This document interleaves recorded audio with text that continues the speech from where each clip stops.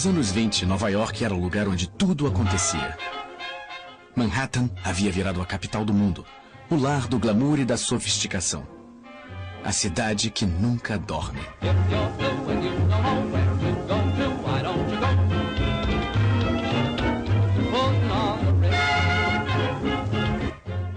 Lá, jovens dançavam jazz e pessoas se tornavam milionárias da noite para o dia.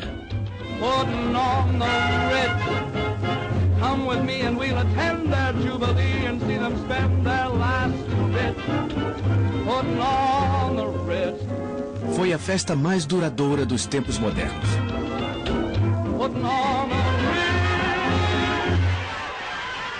Sem aviso, a bolha estourou. A festa acabou. Um terremoto financeiro abalou Wall Street. A história viria a chamá-lo de o Grande Crash. E ele traumatizou a nação americana. Milhares de empresas quebraram. Milhões de pessoas perderam seus empregos. Homens orgulhosos encaravam a humilhação do auxílio à pobreza e da sopa comunitária. Famílias que perderam suas posses foram viver em favelas, a um passo dos símbolos de riqueza. Como os Estados Unidos cresceram e caíram tão rapidamente? Como a locomotiva do mundo ocidental se pôs de joelhos em 1929?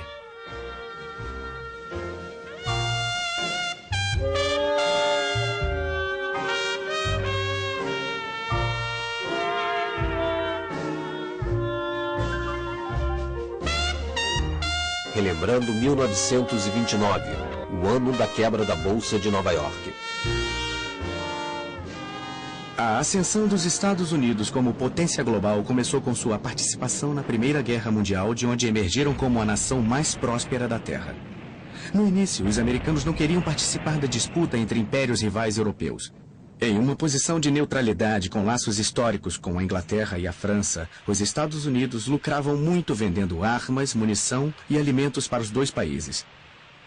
E não eram só os comerciantes de armas que ficavam ricos. Os funcionários das fábricas ganhavam bônus generosos. Além disso, o governo americano precisava de uma vitória dos aliados para proteger os 3 bilhões de dólares que financiavam a guerra. Para o presidente Woodrow Wilson, um democrata que se opunha à guerra, a questão da neutralidade era um dilema. Sua preocupação principal era fazer o que fosse mais honroso. Sua simpatia natural era pelos aliados, mas ele só entraria na guerra se encontrasse argumentos morais para isso. Quando o presidente americano descobriu que a Alemanha planejava em segredo oferecer grandes áreas dos Estados Unidos ao México, caso fosse vitoriosa, ele resolveu agir. Os Estados Unidos entrariam naquela que ele chamou de guerra para acabar com todas as guerras.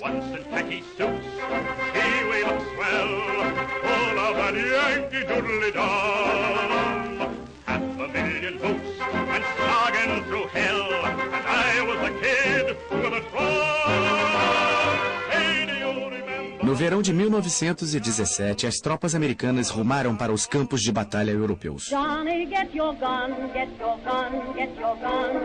Take it on the run, on the run, on the run. Nos campos de batalha franceses, onde o combate era mais intenso, chegou-se a um impasse, com baixas apavorantes.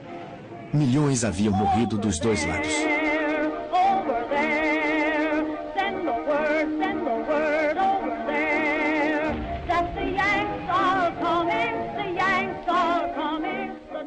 Em 2 meses, os americanos mandaram 2 milhões de recrutas bem dispostos e bem armados para ajudar os já exaustos aliados. O dinâmico reforço dos Yankees foi decisivo. Pela primeira vez em 4 anos de uma batalha acirrada, os soldados alemães bateram em retirada. Em 11 de novembro de 1918, um armistício deu fim à Grande Guerra.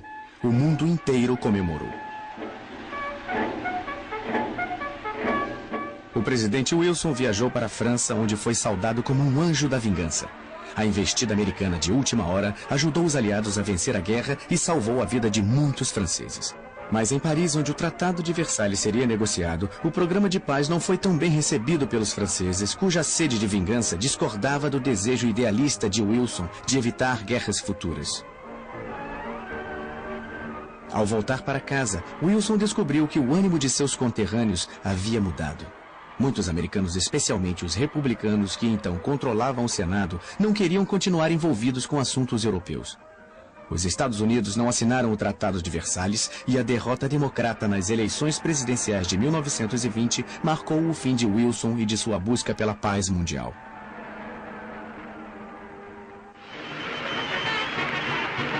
A nova década que prometia tanto começou com uma nobre experiência: a Lei Seca. Fabricar, transportar ou vender bebidas alcoólicas foi proibido no país, mas comprar ou consumir não.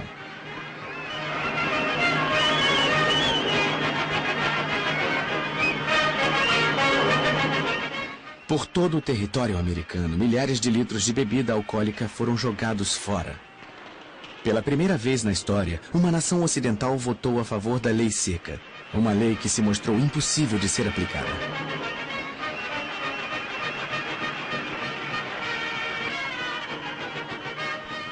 Warren Harding, o novo presidente republicano, tratou a lei seca como a maioria de seus compatriotas, abraçando a causa em público, mas bebendo uísque reservadamente. Harding teve uma vitória esmagadora. Sua política refletia as opiniões do povo americano na época, principalmente seu desejo de reduzir os impostos para pessoas e empresas. Ele foi um presidente popular, mas seu julgamento era tão confiável quanto suas tacadas no golfe. Mas os meses finais de seu mandato foram marcados por rumores de corrupção em seu gabinete. Ele morreu de um ataque cardíaco em agosto de 1923, ainda ocupando a presidência. Contra seu sucessor Calvin Coolidge, nunca seriam levantadas suspeitas de corrupção. Ele era um republicano devoto cujo slogan era: "O principal negócio dos Estados Unidos são os negócios". Ele era contra todas as formas de regulação e defendia o livre comércio e a livre iniciativa. Coolidge também era presbiteriano praticante. Ele acreditava que até Deus era capitalista e que trabalhar em uma fábrica era uma forma de adoração. Um jornalista perplexo o apelidou de puritano na Babilônia. Mas quando entrou na Casa Branca, ele demonstrou que era um puritano muito flexível. Arquétipo de republicano da época, Coolidge presidiu durante o período de maior prosperidade na história de todas as nações. These are some of the reasons why I want to cut down public expense. I want the people of America to be able to work less for the government and more for themselves. I want them to have the rewards of their own industry. This is the chief meaning of freedom. Em uma época de individualismo bruto, Coolidge queria ser um herói e um puritano. Sua mulher usou uma das maravilhas da época, a câmera de filmagem, para mostrá-lo como um improvável cowboy do Velho Oeste. Em meados dos anos 20, até o Velho Oeste havia sido posto a serviço do enorme surto de energia industrial e engenharia que estava transformando os Estados Unidos. Os grandes espaços abertos, ricos em recursos naturais, estavam sendo explorados. As cidades se tornaram movimentados centros comerciais. Navios cheios de imigrantes traziam mão de obra barata para o país que agora era o mais rico do mundo. Com os juros, os empréstimos feitos para os aliados durante a guerra chegaram a 12 bilhões de dólares. Quase todas as nações do mundo ocidental deviam dinheiro aos Estados Unidos. Os Estados Unidos haviam se tornado uma enorme potência industrial e o maior de todos os empresários era o engenheiro Henry Ford, que desenvolvia motores desde a década de 1890. Ele previa que um dia todas as famílias teriam um automóvel. O sonho se tornou realidade quando Ford inventou a linha de produção em massa, uma esteira rolante contínua em que exércitos de trabalhadores montavam automóveis idênticos, peça por peça. E quanto maior a quantidade, menor o preço.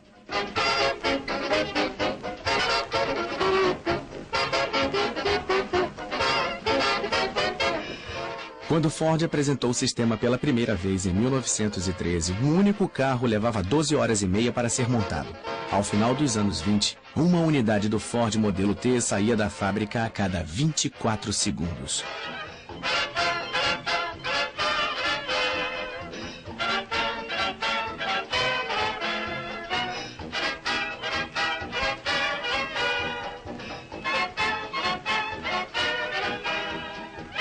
A linha de montagem de Ford fez os Estados Unidos andarem mais rápido. O modelo T, ou Ford Bigode, como foi carinhosamente apelidado, mudou a vida da população e mudou os próprios Estados Unidos. Ele era robusto, charmoso e fácil de dirigir. Custava apenas $295, quase $550 mais barato que o modelo original. E graças a outra invenção americana, o pagamento em parcelas, a maioria das famílias podia comprar um. Até 1924, 10 milhões haviam sido vendidos.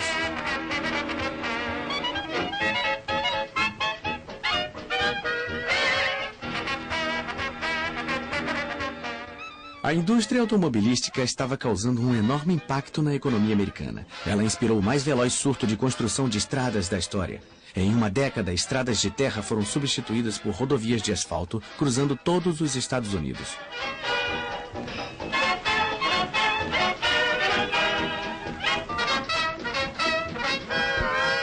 Surgiram postos de gasolina aos milhares e a sede por gasolina levava a indústria petrolífera a gerar lucros inacreditáveis. A indústria automobilística usava 96% do petróleo do país, 80% da borracha e 20% do aço. Em 1928, havia 9 automóveis para cada 10 famílias.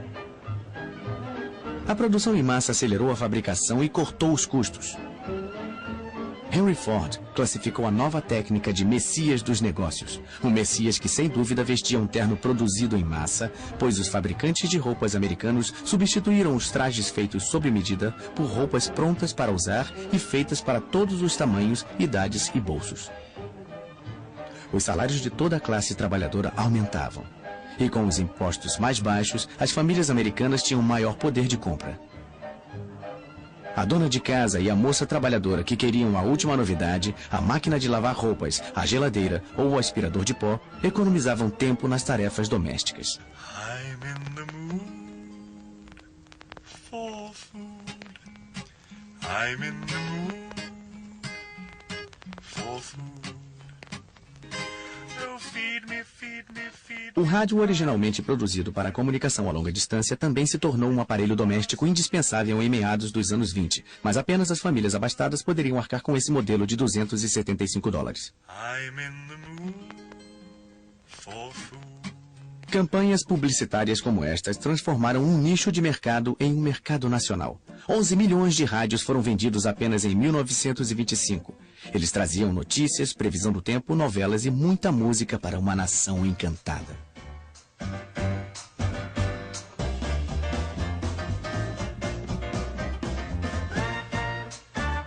Como o rádio, o gramofone trouxe uma nova possibilidade a milhões de pessoas, levando música portátil e instantânea para uma nova geração de mulheres jovens, liberais e por dentro da moda. Elas formavam a geração que se auto-intitulava melindrosa.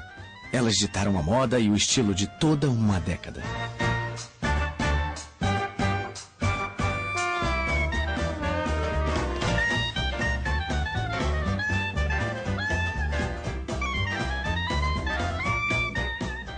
O recém-surgido ramo da propaganda as adorava.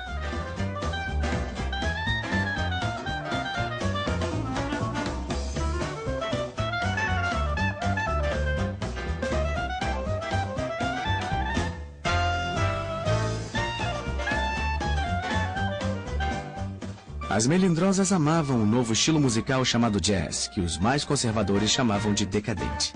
Elas usavam saias escandalosamente curtas e chapéus ousados. Elas conheciam as danças mais modernas como Charleston. E acreditavam que podiam se comportar como quisessem, inclusive cortando os longos cabelos bem curtos como meninos.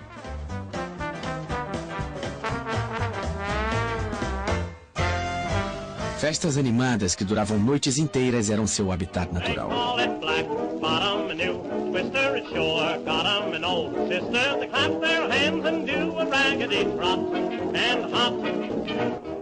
Os comentaristas chamavam as melindrosas e seus namorados de geração perdida, porque eles rejeitavam a moral tradicional americana. Mais rebeldes que nunca, adoravam consumir o fruto proibido, o álcool. O consumo ilegal de álcool já era generalizado e estima-se que havia nos Estados Unidos 32 mil bares clandestinos pertencentes a gangsters que conduziam seus prósperos estabelecimentos sem pagar nenhum imposto. E esses eram só os bares de mais alto nível. O número de bares ilegais de fundo de quintal que vendiam bebida barata e embriagante era de centenas de milhares.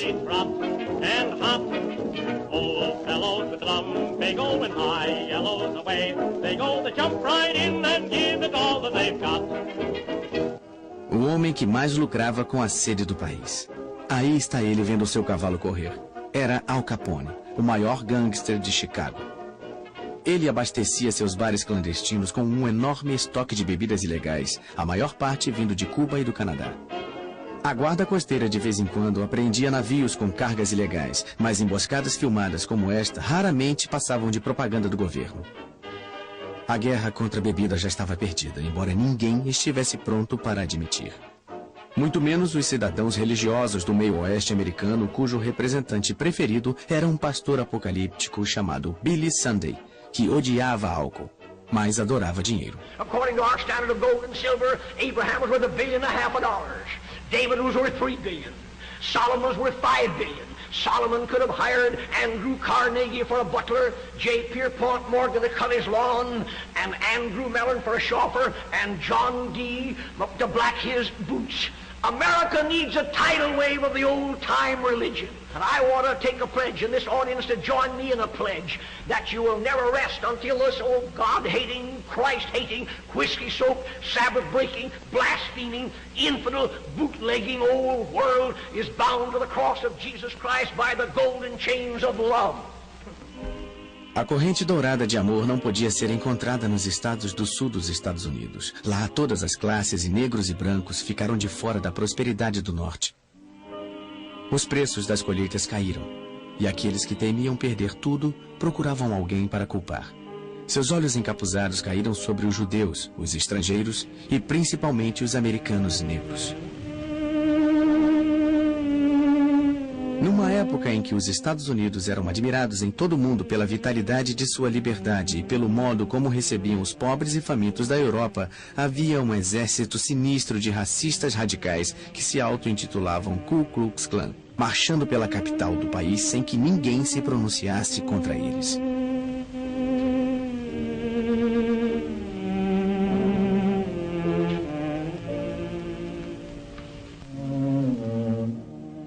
Na época desta marcha, a Ku Klux Klan tinha 5 milhões de membros. Para evitar os linchamentos, muitos negros partiam para o norte. Muitos criaram um novo lar no subúrbio de Nova York chamado Harlem. Have you seen the well-to-do upon Lenox Avenue, on that famous thoroughfare, with their noses in the air, high hats and colored collars, white spats and $15, spending every dime for a wonderful time. If you're blue and you don't know where to go to, why don't you go where Harlem blitz, putting on the Ritz. A era do jazz, que havia começado em Nova Orleans, lançou novas e sofisticadas raízes no elegante gueto afro-americano. If you're blue and you don't know where to go to, why don't you go where Harlem blitz, putting on the Ritz. Well, that's where each and every Lulu Bell goes, every Thursday evening with her swell bows, rubbing elbows. Come with me and we'll attend their jubilee and see them spend their last 2 bits, putting on the Ritz. A música mais empolgante da época chegava à casa dos americanos através de um novo meio de comunicação, o rádio, e seu ritmo ecoava alegremente pelo mundo.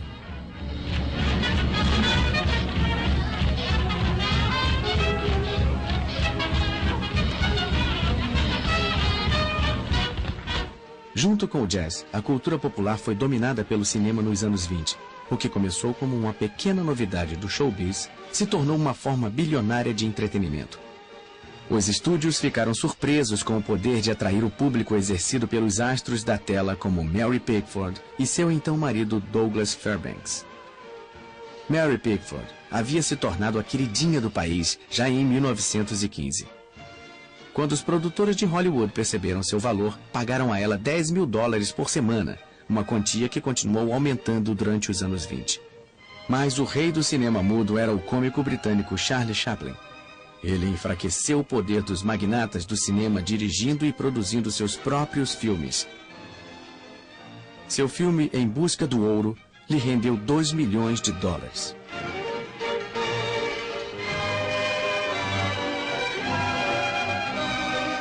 Rodolfo Valentino, o amante latino, conquistou os corações femininos como o Sheik.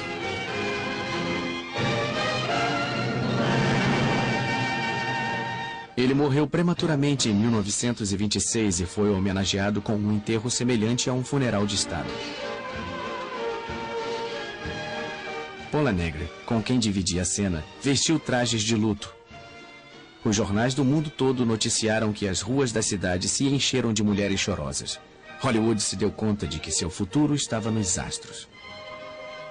Até crianças de escola endeusavam os novos heróis do cinema. As fantasias preferidas eram de Charlie Chaplin ou Douglas Fairbanks, atores cujas vozes elas desconheciam. Mas isto estava prestes a mudar. Al Johnson foi o primeiro homem a quebrar a barreira do som.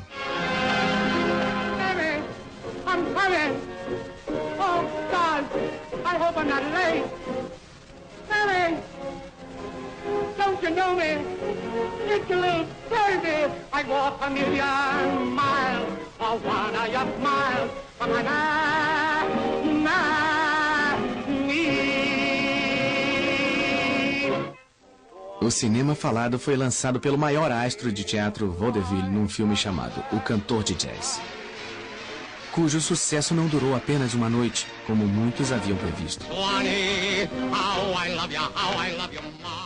Um ano depois, 9 mil cinemas exibiam filmes falados.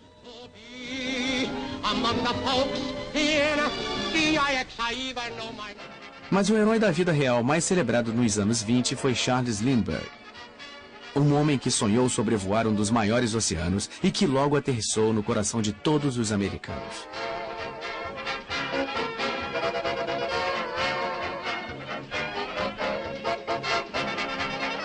Ele decolou em Nova York na primavera de 1927 em um frágil monoplano chamado Spirit of St. Louis, na intenção de ser o primeiro aviador a sobrevoar sem escalas o Oceano Atlântico e receber um prêmio de $25 mil. Ele desapareceu por 33 horas e milhões de americanos seguiram seu progresso através do rádio e dos jornais.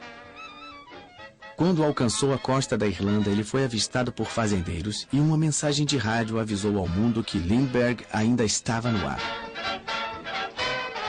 Lindbergh pousou em Paris em uma pista marcada por luzes que o deslumbraram. Sua fama súbita parecia simbolizar o espírito de uma era e seu galante exemplo abria as portas do mundo da aviação para incríveis maravilhas modernas.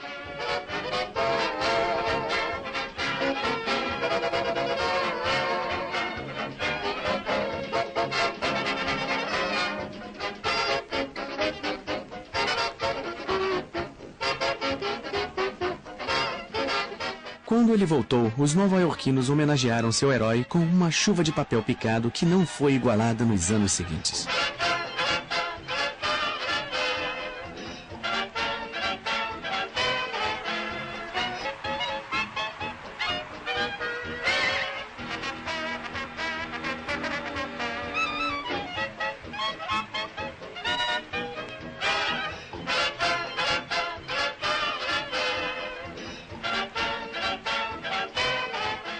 Ruth Elder, uma aviadora com aparência de estrela do cinema, sonhava repetir o feito de Lindbergh.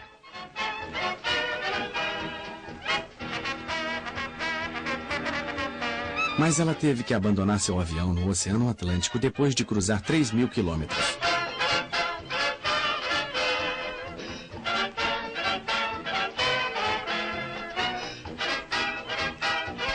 Pilotos mulheres, as aviadoras, como eram chamadas, conquistaram seu espaço em um universo masculino e desafiavam os homens até as últimas consequências. No mesmo nível de celebridade de Lindbergh estava Babe Ruth, o jogador de beisebol mais dinâmico daqueles tempos. Ele era um sujeito grandão com pernas finas que melhorava a cada ano. Seu recorde de 60 home runs para os Yankees de Nova York no campeonato de 1927 continuou intacto por mais de 30 anos. Ele tinha um salário anual de $52 mil, 3 vezes mais que o seu rival mais próximo. Mas o maior desportista dos anos 20 em termos de público foi o boxeador Jack Dempsey. Ele protagonizou o mais próximo. Mas o maior desportista dos anos 20 em termos de público foi o boxeador Jack Dempsey. Ele protagonizou 2 lutas com o belo Gene Tunney. Eles eram chamados de O Belo e a Fera. Cada uma das lutas assistidas por um número inédito de pessoas gerou uma bilheteria milionária. Dempsey perdeu os 2 confrontos, mas como muitos americanos durante o boom dos anos 20, ele fez uma fortuna. Mas em uma década sedenta de novos heróis, ele foi visto como um derrotado e se aposentou em 1929. Talvez o gigante do esporte mais popular da década de 20, e ele era diferente dos outros, tenha sido Bob Jones, o gênio do golfe que nunca jogou por dinheiro. Ele continuou como um amador durante toda a sua brilhante carreira e não estava interessado na fama. Ele não parecia nem interessado em vitórias, mas vencia ano após ano nos Estados Unidos e na Inglaterra com uma tacada tão sublime como um passo de dança.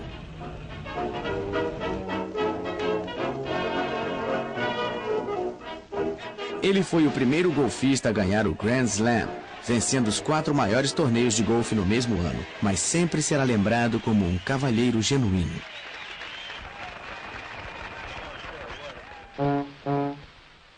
Henry Ford foi o grande industrial da época, mas ele era bem-sucedido e frio demais para ser considerado um cavalheiro. Ele conheceu o aumento da concorrência com a General Motors e a Chrysler, e embora tivesse vendido 15 milhões de modelos T, as vendas estavam caindo em 1927. E o carro agora parecia antiquado.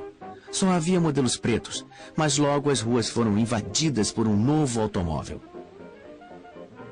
Henry Ford abalou a concorrência com uma versão repaginada do amado Ford Bigode, chamado Modelo A.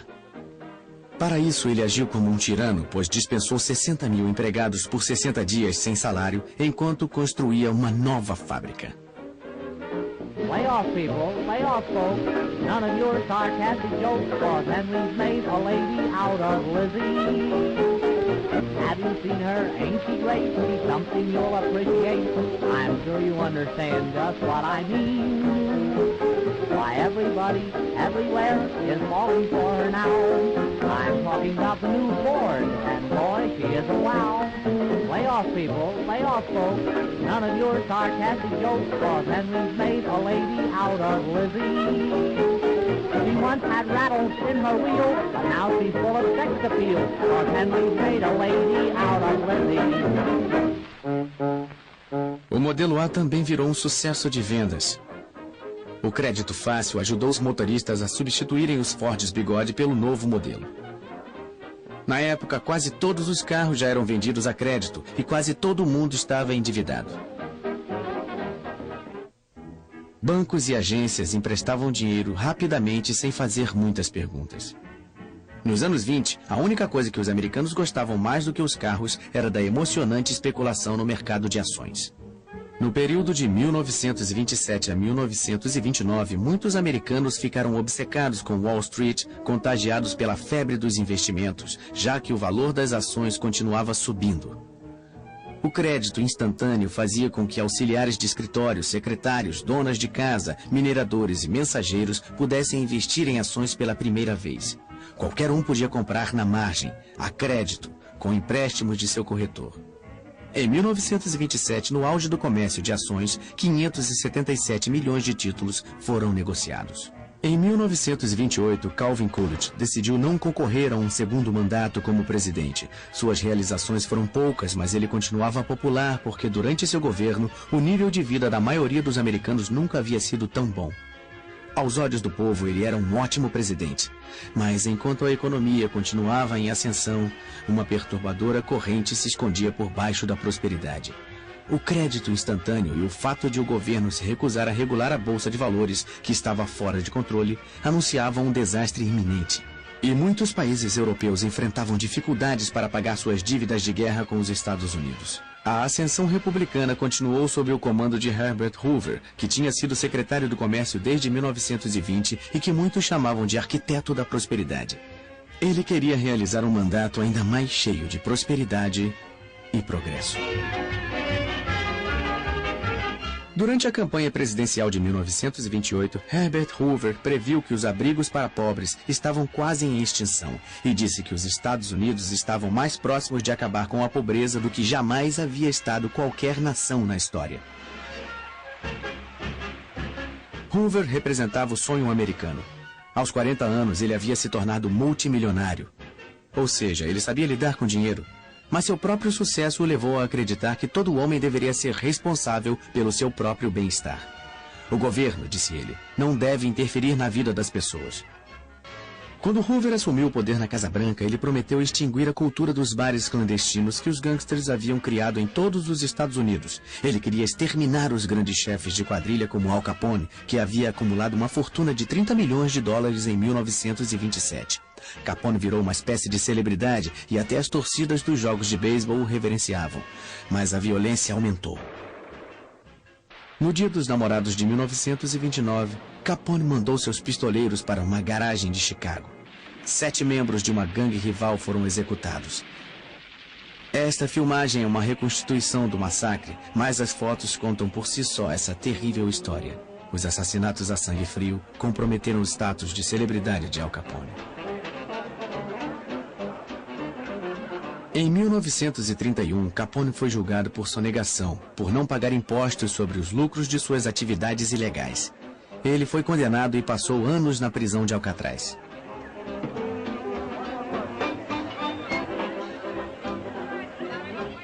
No último ano dessa década egocêntrica, quase todo mundo parecia estar buscando os holofotes da fama. E se você fosse uma garota bonita, sempre haveria uma chance de conquistar o estrelato como rainha da beleza.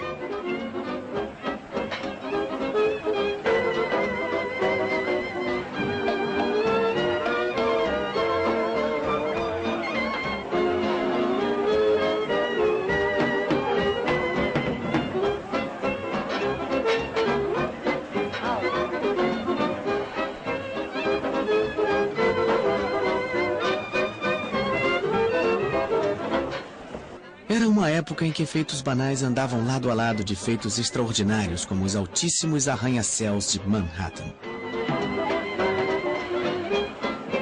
A mais de 300 metros acima das avenidas de Nova York, operários destemidos construíam os últimos andares de uma das maravilhas do design da época, o edifício Chrysler, que foi durante um período o edifício mais alto do mundo.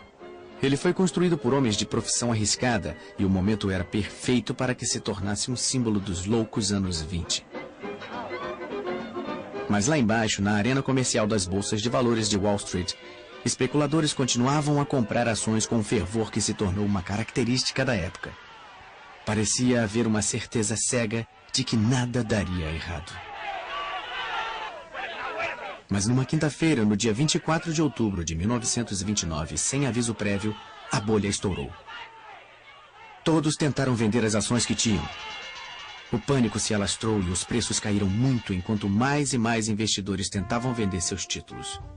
No fim daquele dia, o mercado de ações havia perdido 4 bilhões de dólares. E no fim de semana, a situação piorou. O povo andava desnorteado pelas ruas tentando entender as notícias. Muitos corretores que venderam suas ações na margem haviam feito empréstimos nos bancos. Os bancos começaram a exigir o pagamento dos empréstimos. Para pagar os bancos, os corretores cobraram as dívidas de seus clientes. E a única forma de os clientes conseguirem pagar aos corretores era vendendo suas ações a qualquer preço. Corretores e investidores tomados pelo pânico venderam mais de 16 milhões de ações em um dia, que ficou conhecido como a Terça-feira Negra. A queda das ações gerou um prejuízo de 14 bilhões de dólares. Houve raiva pelo modo como os negociantes jogavam com dinheiro que não era deles. Trabalhadores comuns viram seus investimentos virarem pó. Nem os ricos e famosos foram poupados.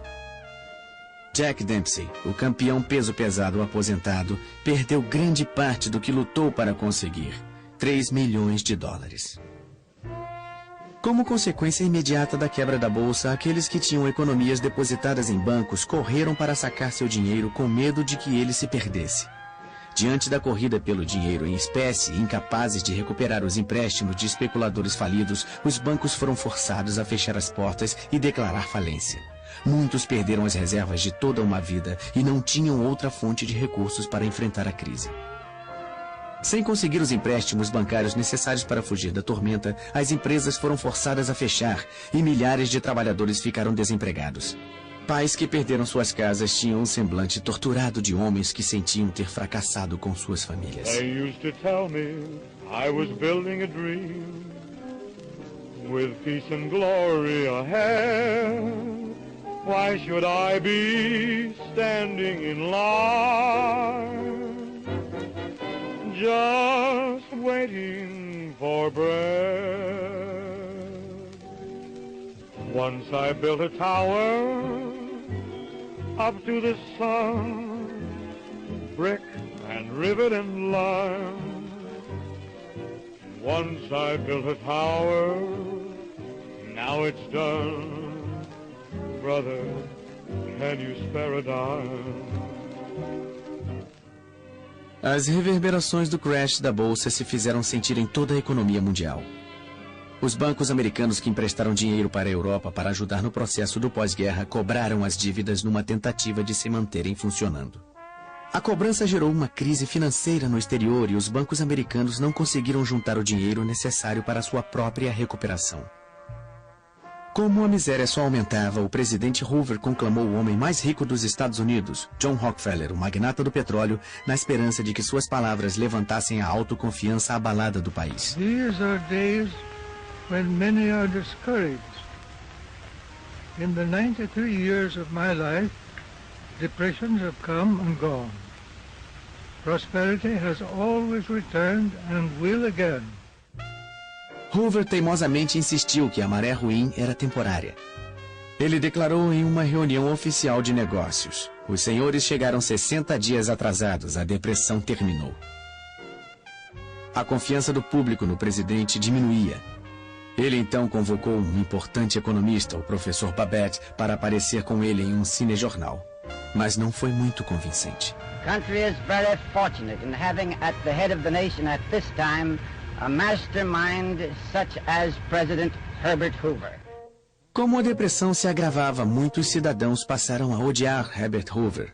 Aquele que havia sido símbolo da prosperidade se tornou o bode expiatório do declínio econômico. Sua declaração de que ninguém estava passando fome e de que os desabrigados nunca haviam comido tão bem soaram cruéis e insensíveis.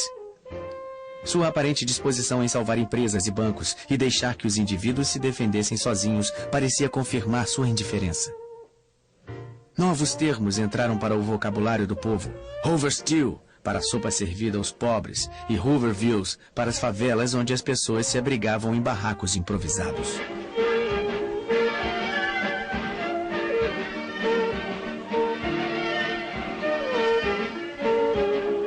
Jovens casais desesperados disputavam cansativas maratonas de dança em que o par que resistisse até o fim levava para casa um prêmio em dinheiro. Embora todos os dançarinos sonâmbulos estivessem ali por uma única razão: seu cansaço seria recompensado com uma refeição grátis. O país mais rico da face da terra não conseguia alimentar todos os seus cidadãos.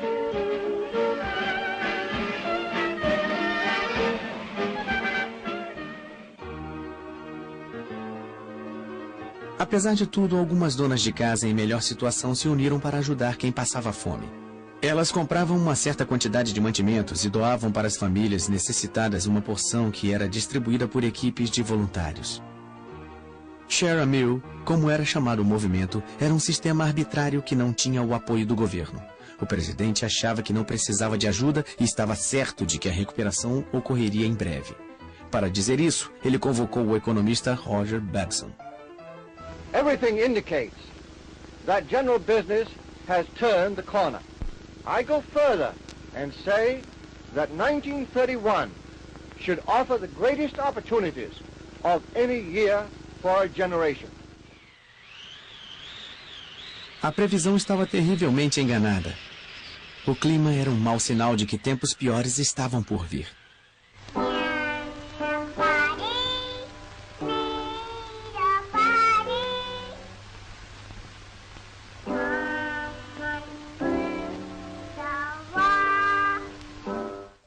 Atravessando a plantação significava superando tempos difíceis. E quanto mais as coisas pioravam, mais sentimentais os cinejornais ficavam. Era uma tentativa planejada de levantar os ânimos, e funcionou muito bem. A linda menininha seria seguida por belas coristas escalando as plataformas de petróleo que enriqueceram os Estados Unidos. A cultura popular teve um papel importante ao ajudar os Estados Unidos a superarem o trauma da depressão.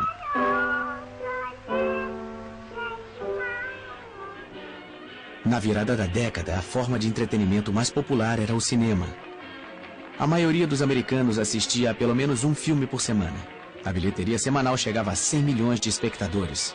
Nos 5.000 filmes produzidos durante os anos da depressão, as plateias eram transportadas a um mundo onde as dificuldades financeiras eram praticamente desconhecidas.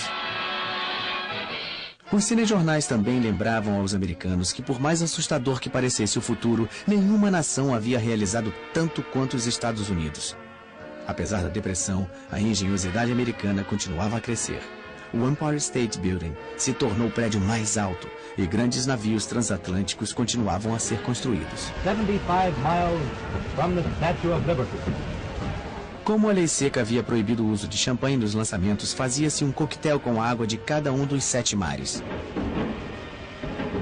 To the right here we have the First Lady of the land, all ready to flash the bottle containing the waters of the 7 seas and the 2 canals against the prow of the President Hoover. Bottle and still hanging there in midair on the silk cord, the red, white and blue colors. Havia uma triste ironia em batizar o navio de President Hoover, pois no momento de seu lançamento, a presidência de Hoover estava afundando, juntamente com a reputação de distintos economistas, cujos pronunciamentos rebuscados foram parodiados pelo humorista Robert Benchley. The depression is over. Better business conditions are just around the corner. When I say just around the corner, I mean just around the corner. If you will look at this chart which I have here, you will see more what I mean. Our trade balance was 3.9.6.4, which naturally led to speculation in shorts. Under such circumstances, it is little wonder that people did not know whether they were coming or going. Very often they were doing both. As verdadeiras estatísticas contam sua história. Do auge da prosperidade em 1929 às profundezas da depressão em 1932, 9.000 bancos quebraram ou fecharam as portas. 100.000 empresas faliram. O produto interno bruto foi reduzido de 80 bilhões de dólares em 1929 à metade, 40 bilhões em 1932. O desemprego aumentou de 3,2% para 25%. Pelo menos 1 em cada 4 trabalhadores não tinha emprego. A violência cresceu nas cidades americanas. Grupos de cidadãos desempregados atacaram autoridades locais por falta de assistência do governo. A população fez manifestações contra o pagamento de aluguéis e passeatas contra a fome, mas foram os veteranos de guerra que protagonizaram o protesto mais violento da época. No verão de 1932, o Exército da Bonificação, um grupo desorganizado, formado por 15.000 desempregados veteranos da Primeira Guerra Mundial, foi para Washington reivindicar que suas bonificações, que seriam pagas em 1945, segundo o acordo original, fossem pagas imediatamente. Nós fomos heróis em 1917, mas agora somos vagabundos, disse amargamente um veterano. Quando a passeata voltou para o acampamento, o presidente Hoover convocou as tropas de choque lideradas pelo general Douglas MacArthur e pelo major Dwight Eisenhower para evacuar a área. O conflito que se iniciou deixou centenas de manifestantes feridos.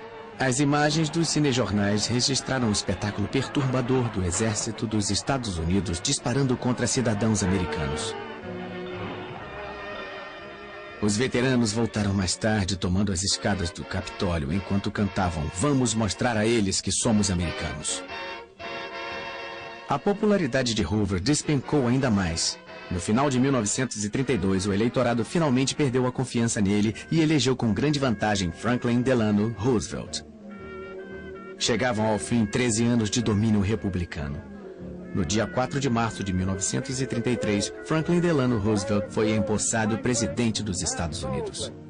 Roosevelt convenceu a população de que a depressão poderia ser vencida e deu ao público de todo o país um slogan memorável. Let me assert my firm belief that the only thing we have to fear is fear itself. There must be a strict supervision of all banking and credits and investments. There must be an end to speculation with other people's money. O primeiro ato do novo presidente foi tomar as rédeas do sistema bancário, que estava fora de controle. Ele fechou todos os bancos do país por 4 dias para que fosse realizada a análise de suas contas. Só puderam retornar suas atividades os bancos que tinham gerenciado corretamente suas contas e dispunham de suficiente dinheiro em espécie. No dia 12 de março, em sua primeira conversa ao pé da lareira, Roosevelt falou diretamente ao povo americano e lhe assegurou de que os bancos estavam seguros e não havia mais motivo para os cidadãos sacarem suas economias. Quando os bancos reabriram na semana seguinte, foi depositado mais dinheiro do que havia sido sacado anteriormente. A crise bancária havia terminado.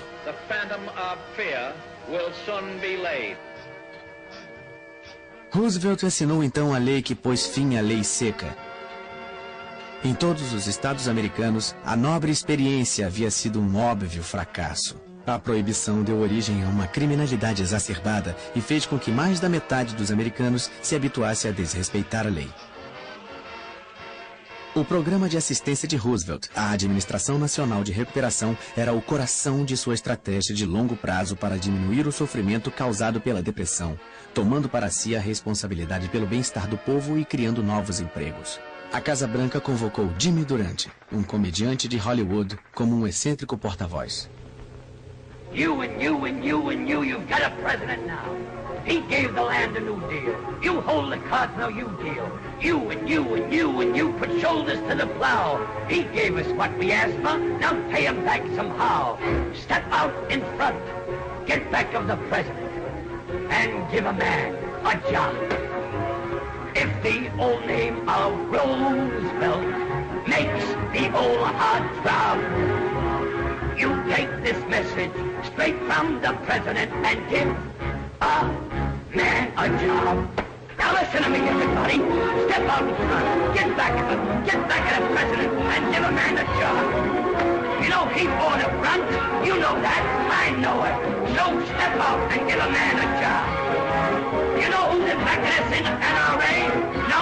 Well, I'll tell you. And when I do, it'll give you heart a throb. You take this message straight from the president and give a man a job.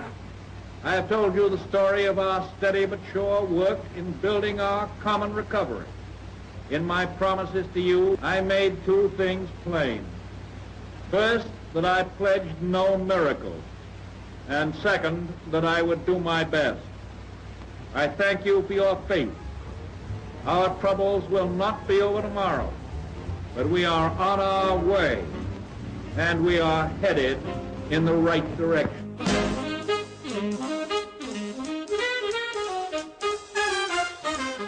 Franklin Roosevelt não encontrou uma solução imediata para a Grande Depressão, mas com a força de sua personalidade, ele trouxe esperança e estabilidade para os angustiados Estados Unidos.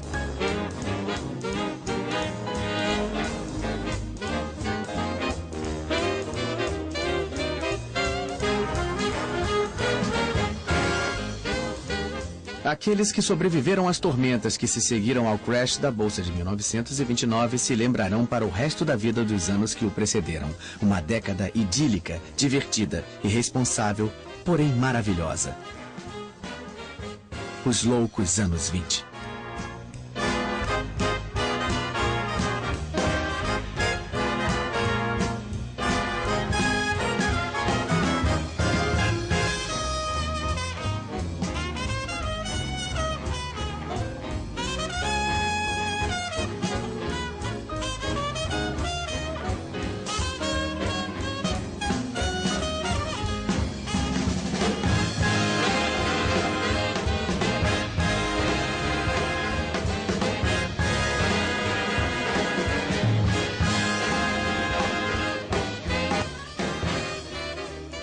Versão brasileira, Bravo Studios. Distribuição, Sinapse.